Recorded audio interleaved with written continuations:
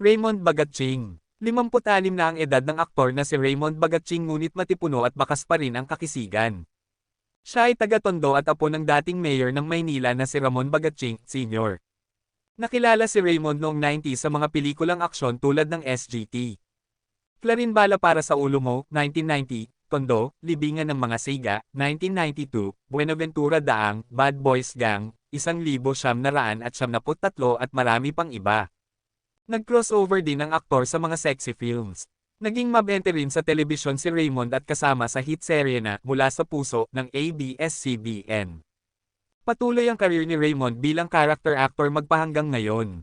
At katatapos lang siyang mapanood sa top-rating GMA series na Black Rider bilang si Edgardo Magallanes na tatay ni Elias Ruro Madrid. Ngayon ay kasama si Raymond sa iwan digital series na Bagman na bida si Arjo Ataide. Si Raymond ay nakatatandang kapatid ng kapamilya actor na si RK Bagatching.